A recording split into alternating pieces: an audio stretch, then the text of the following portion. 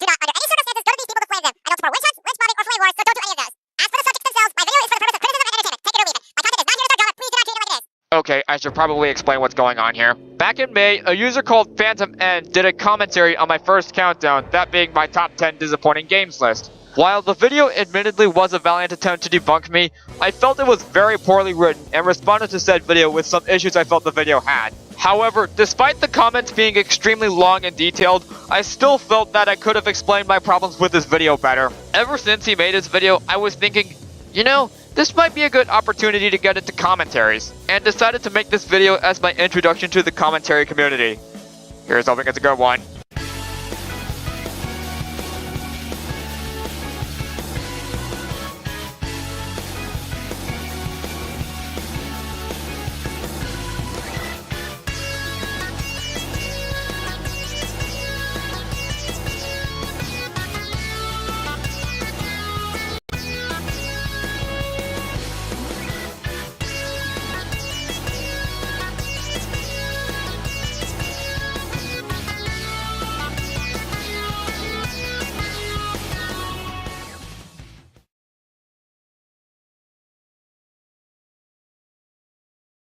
Okay, so here's a little background on this one. Originally, this was going to be a co-op between me and the Cyber Okami on this video, but due to issues on Cybe's side that I won't go into, he's unfortunately unable to collaborate with me on this. The reason I bring Cybe up is because I feel I should credit him, because he was the one who found the video, and even if he couldn't join me, he was still able to help me on the script. So yeah, thanks Cybe, you Anyway, so with that said, let's get into this edgy list, because Alright, to be blunt here, this explanation is just abysmal.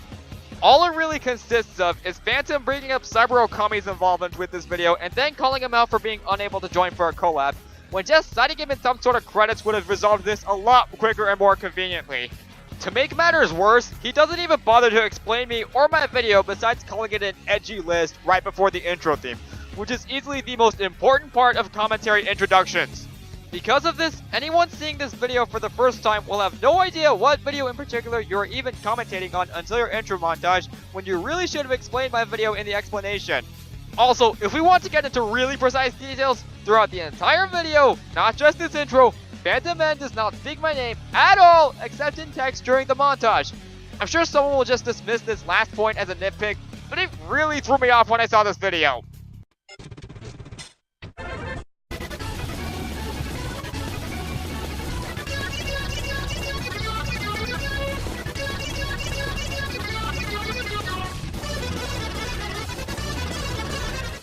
in considering that these kind of intros are typically supposed to hype up the audience for the list, that's not a good way to start things. Actually, no.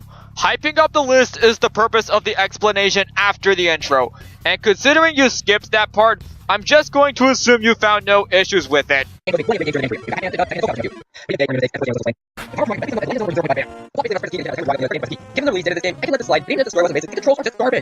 Controlling Pokemon feels sluggish and awkward, and finding enemies is next to impossible. Your goal at each floor is to get a key to unlock the door to the next floor, but because of the back controls and the fact that the key spawns in a random area, you'll only be lucky to get past floor 5 in a game with 60 floors! I'm sorry, but this doesn't help your argument, as the way you describe your problems with the game are incredibly vague. You say that the controls and enemies are poorly designed, yet you don't go into explanation of why you say they're like that. Okay, this is a really frequent problem this video has, but if you're not going to talk about a particular portion of a video or provide context for a point, you might as well just cut that part out instead of pointlessly fast-forwarding the footage. Granted, there are instances where he does fast-forward for good reasons, such as during the intro, but during times where you don't bother to talk about the fast-forwarded footage like here, you should probably just leave it be and not pad out the video needlessly. Admittedly, the actual argument you made here isn't too bad, at least compared to some of the other arguments here, as you do have something going when you say my dialogue against Tower of Duraga is vague. However, while it was vague with my words, the footage shown does go into detail on how bad the enemies and controls are perfectly fine, pretty much doing my job for me. You can't just use adjectives to hold your argument in something like this. You need to have proper reasoning behind why you feel this way about parts of the game you dislike, or otherwise it'll come off as you not taking the time to look over the video you've produced. Phantom, you have no idea how much the line is going to bite your back later. The PlayStation 1 is one of my favorite consoles of all time and one of my most nostalgic memories. I had plenty of fun with several games of Okay, this isn't a super reoccurring problem, but please make sure to check that your audio is properly balanced. Your voice at the beginning of this segment is really hard to hear because of how much louder the audio for the clip of the PlayStation startup screen is in comparison. Please make sure next time to avoid an error like this. Phantom, if you couldn't hear what I said there, you might want to see an ear doctor. I specifically said the PlayStation 1 is one of my favorite consoles of all time and one of my most nostalgic memories. and the audio really doesn't obstruct my voice that badly. I mean, if you were hearing at the lowest possible volume setting or there's too much outside noise, yeah, it could be kind of hard to make out, but under normal conditions, my voice should be audible enough. What I find especially baffling here is that you could have actually made a really good argument against me here, because you could have debunked my mentioning of the PS1 due to how pointless it is in the long run. Because A, the 3 games I mentioned aren't even exclusive to the PS1 at the time the video was made, and B, the console is never brought up again later in this segment, or the rest of the video for that matter. Wow, I never thought I would have to debunk myself at one point, let alone my first commentary. Candy Crush is a really popular game on the internet.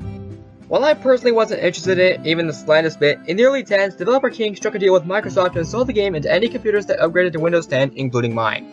Taking into consideration how viral the game was, I decided to try it.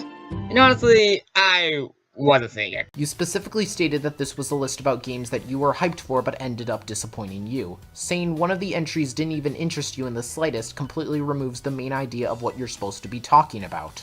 What? Phantom, did you have short-term memory? You literally questioned my inclusion of Candy Crush on this countdown right after I explained my excitement and disappointment with the game. In the early 10s, developer King struck a deal with Microsoft to install the game into any computers that upgraded to Windows 10, including mine. Taking into consideration how viral the game was, I decided to try it.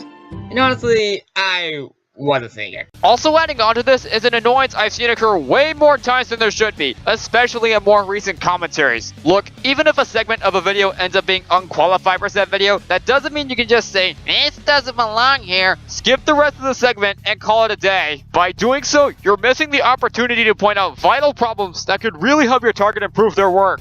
Please make sure next time to avoid an error like this. Ultimate Psycho Crusher! The only dungeon in this game is the Dragon's 31st floor tower, where he guards a sacred artifact he abducted, literally called the Holy Goblet. Honestly, this joke should have been left out completely. Considering the message only lasts for a second, chances are first-time viewers are going to have to go back and pause at the moment in order to read it. And considering it only emphasizes the fact that the name Holy Goblet is generic, it only serves as a distraction. My goodness, Phantom, you missed the forest for the trees! Okay, but that aside though, that joke regarding the Holy Goblet was meant to segue into my complaint regarding Fatal Dumpster's story. The only dungeon in this game is the Dragon's 31st floor tower, where he guards a sacred artifact he abducted, literally called the Holy Goblet. There's problem number 2 right off the bat. The story is absolutely stupid. In other words, its inclusion in my video was very much relevant to my argument, and doesn't just serve as a distraction like you said. Ultimate Psycho Crusher! The main issue with this game is an omission of one of the original game's key features, that being the game's online mode Flipnote Antenna. Flipnote Antenna let people share their Flipnotes with other users around the world. In Flipnote Studio 3D, there's no such thing. When the game was initially released in Japan, there was a similar feature, but it was taken down because some third banks posted inappropriate content on the servers. How does that affect the game in any way? How is that the game's fault for the online feature being banned? This argument does not make any sense. Oh, believe me, the online being banned hurts Flipnote Studio 3D quite a lot. While yes, it's not the game's fault, or even Nintendo's fault for that matter, for the online being banned, it really hurts because one of the main purposes of creating Flipnotes is being able to show them off to other people. And while yes, you could make the argument that they can still be shared via Street Pass or showing off the console to nearby friends, online modes like the prequel's Flipnote Hatena makes it far more convenient for people to view each other's Flipnotes. In other words, this argument makes a lot more sense than you're giving it credit for. Larvesta in post speaking, I did some research online and I would like to make a correction to my disappointing games list. So apparently, the original Japanese release had 2 online services called Flipnote Gallery Friends and World, with the former letting users trade Flipnotes with people in their console's friend code library, and the latter was a paid service that would allow users to share and download Flipnotes from around the world, more akin to Flipnote Hatena but with microtransactions. Nintendo of Japan had banned Flipnote Gallery Friends out of fear that children would share their Flipnotes online with strangers who would exploit it to send inappropriate Flipnotes. Flipnote Gallery World, on the other hand, surprisingly wasn't banned, but it wasn't included in the international release, meaning my argument that the online was removed still stands. Still, I'm gonna remember to check my facts over next time. Okay, this isn't a serious issue with this video, but you seem to really like that skip card. For the record, Phantom N uses this skip card 7 times throughout this video, and over half of them could have honestly been left out completely. Phantom, if you're just going to move on to the next argument or segment of the video, a skip card really isn't necessary, as it makes it feel like you're skimming over far more details than you actually are. please be more sparing with your skip cards next time. Ultimate Psycho Crusher! For the second of voice acting, another one has the RNG or random number generator sort. Randomness is frustrating at level games, particularly party games, but this game is easily one of the worst offenders. The requested feedback, including our viewers, and several other flat level features in the game are decided during the game with almost no input from the player. Nothing in this game gets the player control. If you're the one of the video game, that's just so. How does the luck in this game make it one of the worst offenders exactly? Like, yeah, it could be annoying when the Miis you want paired with each other don't end up together due to the game's luck, but even then, that's stretching it to call it one of the worst examples. It doesn't give you a penalty. Actually, yes it can.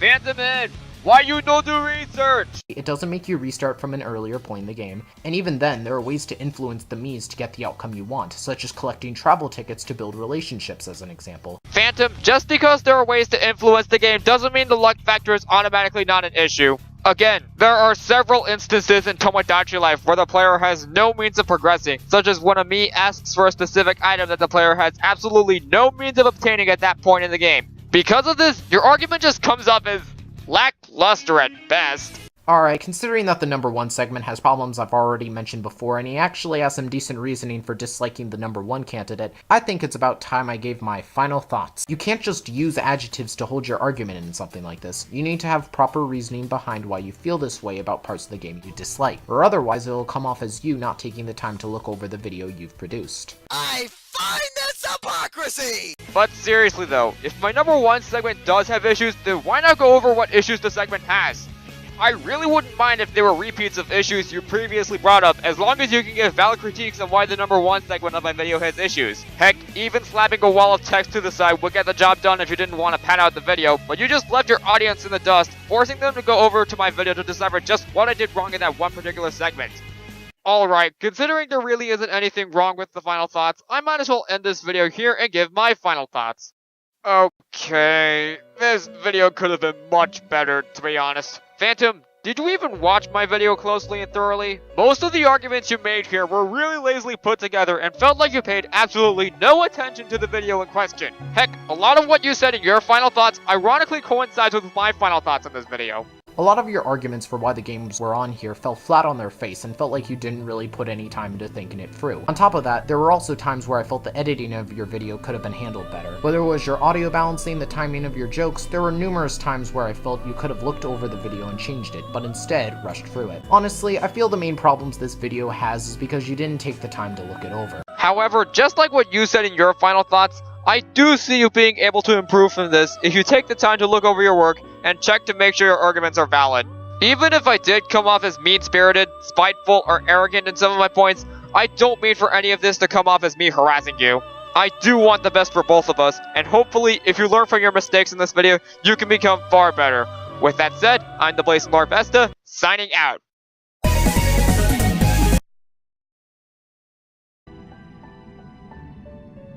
So, the game is over. What a truly foolish end.